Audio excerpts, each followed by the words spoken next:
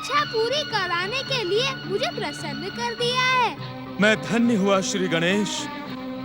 आपके कृपा वचनों ने मेरे जन्म जन्म के पापों के बंधन को खोल डाला। लोभासुर, मुझसे भी पहले तुम्हें उस गणेश भक्त महिला को धन्यवाद देना चाहिए जिसने तुम पर दया करते हुए असुर बन जाने का शाप दिया था। शाप देने वाली महिला को धन्यवाद?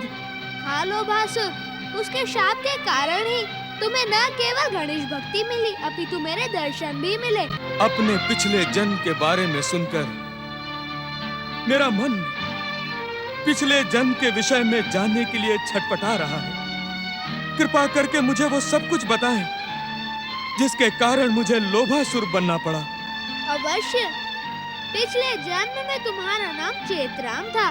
प्रतिदिन के समान तुम उस दिन भी अपने घर में बैठकर मुद्राओं की गिनती करके प्रसन्न हो रहे थे।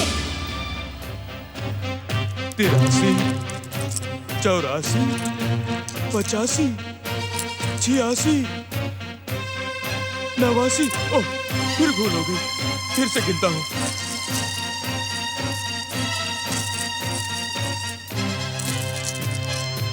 एक, 2। जयराम जी की सेठ जी। जयराम जी की। भगवान झूठ ना बुलवाए। मुनिम सत्यभान, मैंने तुमसे कितनी बार कहा जब मैं अपना धन गिना करूं तो तू सामने मत आया कर। अरे सेठ जी, गुस्से को थूकिए। बहुत सुंदर समाचार लेकर आया। समाचार नहीं, बहुत सुंदर वस्तु लेकर आया हूँ। वस्तु? कौन सी वस्तु? अरे वही जिसे देख करके आप बुढ़ापे में भी अपने आप को युवा समझने लगते हैं। सेठ जी, रमई किसान ने अपने खेत आपके नाम कर दिए हैं। खड़ी फसल को बेच करके 200 किन्नियां लेकर के आया हूँ। ये लीजिए और गिन लीजिएगा, फिर ना कहिएगा कि कहा नहीं।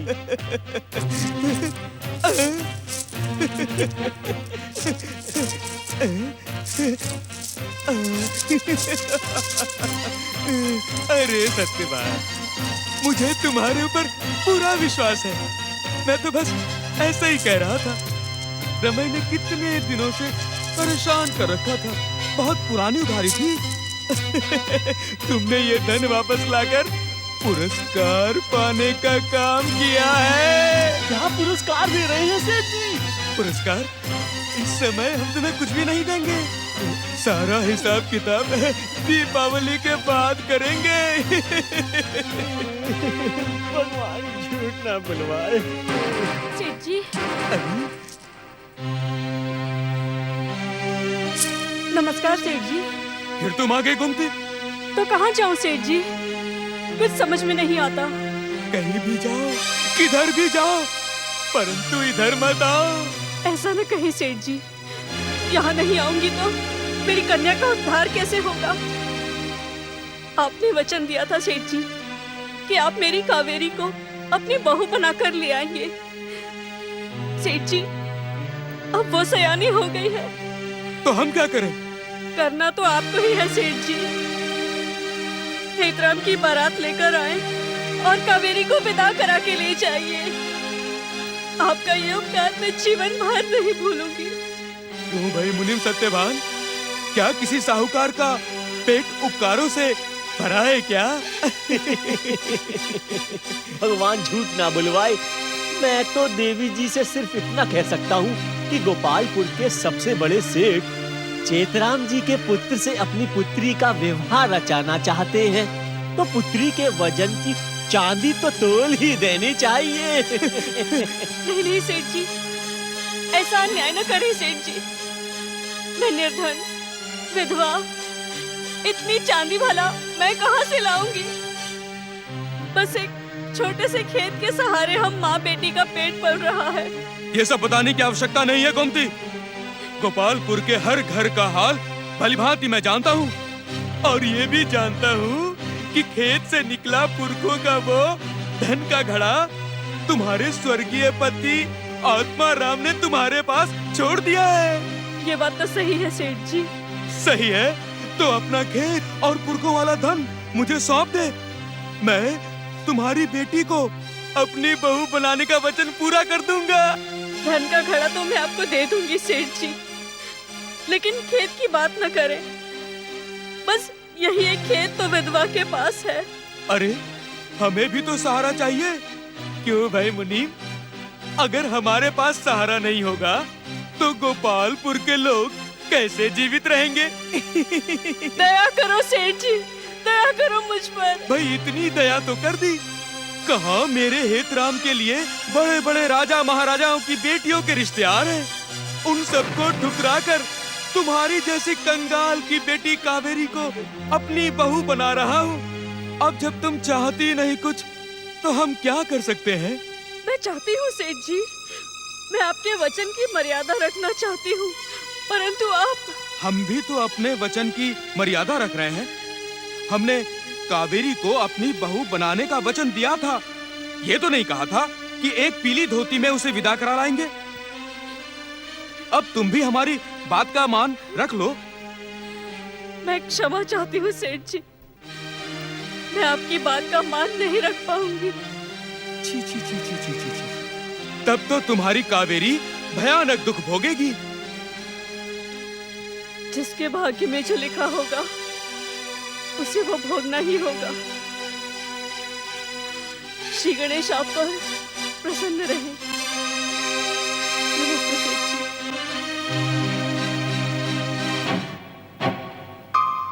मुनीम, सत्यवान, आज ये यहाँ से रोती हुई गई है, कल नाक रगड़ती हुई यहाँ आएगी। सेठ जी, भगवान झूठ ना बुलवाए। मुझे नहीं लगता कि गोमती लौट करके आपके पास आएगी। वो आएगी मुनीम सत्यवान, जरूर आएगी, क्योंकि उसकी बेटी इस हवेली की सेठानी बनने के सपने देख रही है। वो अपनी माँ को मना लेगी। फिर क्या हुआ श्री गणेश? बेचारी गोमती लोभी चेतराम के सामने हार गई। करती भी तो क्या, और कोई रास्ता भी तो नहीं था। पुरखों के धन का गड़ा और अपना खेत सौंपकर उसने चेतराम के बेटे हेतराम के साथ अपनी बेटी कावेरी ब्याह दी। फिर तो चेतराम बड़ा प्रसन्न हो गया होगा।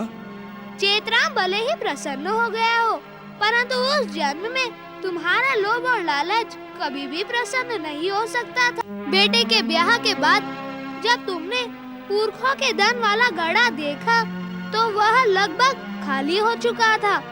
फिर क्या हुआ श्री गणेश? फिर क्या, लोभ और लालच के वश में होकर चेतराम ने कावेरी को अपने घर से निकालने का फैसला कर लिया।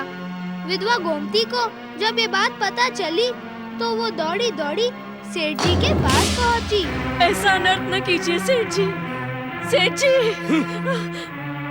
ये वो गुड़ नहीं है जिसे चींटे खा जाएं। चेतराम नाम है मेरा, चेतराम। आंसू तो क्या, तुम दोनों मिलकर आंसुओं की गंगा यमुना भी बहाओ, तब भी चेतराम पसीजने वाला नहीं। ले जाओ इसे यहाँ से। नहीं सेठ जी, ऐसा अत्याचार मत कीजिए। अत्याचार तो तुमने किया है मेरे साथ। मैंने क्या किया है सेठ जी? तुमने सेठ चेतराम के साथ छल किया है, धोखा किया है, पुरखों के धन का खाली घड़ा मुझे सौंप दिया। इसका दुष्परिणाम तुम्हें भुगतना ही पड़ेगा। अब तुम माँ और बेटी जीवन भर रोती रहोगी और तुम्हारी बेटी से कोई ब्याह नहीं करेगा। नहीं सेठ जी, नहीं। हाँ, 100 बार हाँ।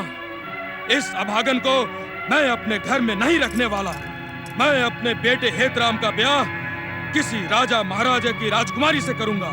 नहीं सेठ जी, आप ऐसा न्याय नहीं कर सकते सेठ जी। करने के लिए तो मैं कुछ भी कर सकता हूँ। क्या कर सकती हो तुम मेरा? मैं तो केवल प्रार्थना कर सकती हूँ, दया की भीख मांग सकती हूँ। मेरी बेटी का जीवन बद से बदतर हो जाएगा सेठ जी। यही तो चाहता हूं मैं कि तुम्हारे जैसी छल करने वाली स्त्री के साथ ऐसा ही होना चाहिए। चली जाओ यहाँ से, चली जाओ। नहीं सेठ जी, मैंने कोई छल नहीं किया है। मेरी बात को विश्वास कीजिए, ऐसा अनर्थ न कीजिए। अनर्थ तो तूने किया है मेरे साथ, और दोष मुझ पर मर रही है। चल निकल, निकल यहाँ से। नहीं नहीं पिताजी, मैं यहाँ से तब तक नहीं जाऊंगी जब तक स्वामी लौट कर नहीं आएंगे। अच्छा, तो तू अपने स्वामी से मेरी शिकायत करेगी, निंदा करेगी। हो सकता है तुम्हारी चुगली करने पर तुम्हारा स्वामी मुझे मार भी बैठे, है ना? नहीं नहीं पिताजी, ये बात नहीं है। फिर क्या बात है? क्यों नहीं जाएगी तू यहाँ से? जाना तो तुझे पड़ेगा ही। पहले तो एक बार मान भी लेता, अब नहीं मानूंगा। अब तो तुझे जाना ही पड़ेगा। चल निकल, निकल यहाँ से, निकल यहाँ से, चल निकल। ऐसा मत कीजिए सेठ जी। निकल, निकल।